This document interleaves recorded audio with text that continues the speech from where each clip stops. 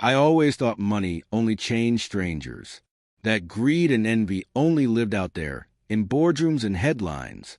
But the night I sat in that lawyer's office with my father's will on the desk, I learned the truth. Sometimes the ugliest faces of greed sit across the dinner table from you, smiling like family. My dad was never an easy man. He built his empire from scratch, brick by brick, deal by deal.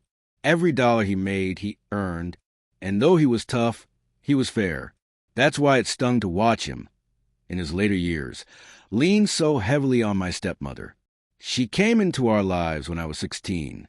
I remember her perfume arriving before she did. Sweet, heavy, and impossible to ignore. Dad was smitten, blind in a way I'd never seen before. And I just kept quiet. He deserved happiness, even if I didn't trust the woman who brought it. Fast forward to that day. Dad was gone. His absence was already unbearable. The silence in the house thick, like a wound that refused to close. And now came the part one dreaded most, the reading of his will. I sat across from my stepmother in the lawyer's office. Her lips curled into a smirk the moment the papers touched the table. It wasn't sadness in her eyes. It was hunger. And in that moment, I realized she already thought she'd won. The lawyer cleared his throat, glasses perched low on his nose, and began to read. First came the formalities, his assets, his holdings, the $180 million estate that carried his legacy. I tried not to flinch at the number, but my stepmother didn't bother hiding her delight. Her smirk widened, as though she could already taste the luxury, the power, the life she thought she was about to own. I sat there, numb, waiting. Part of me had already accepted what was coming. I thought Dad had left her everything, leaving me with nothing but memories.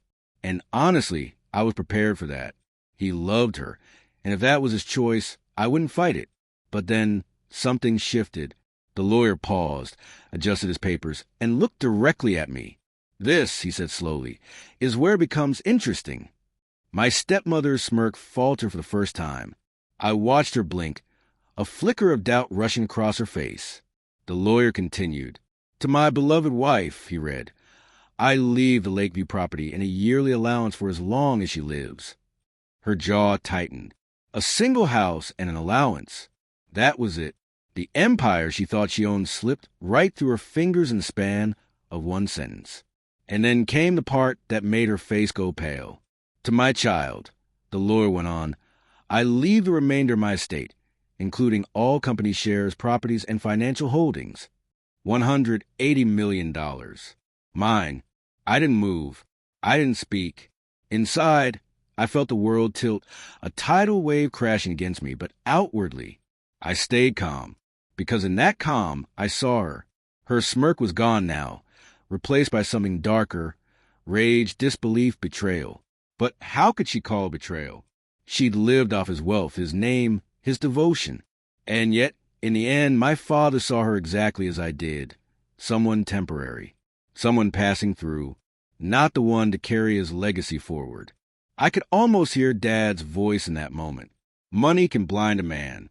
Don't let it blind you, too. The lawyer folded the will and placed it back on the desk. Silence filled the room. I looked at her, expecting tears, or maybe even an argument. Instead, she leaned back, eyes narrow, and whispered, "This isn't over." Maybe she was right. Maybe battles were still ahead. Legal fights, accusations, attempts to claw back what she believed was hers. But something in me had shifted.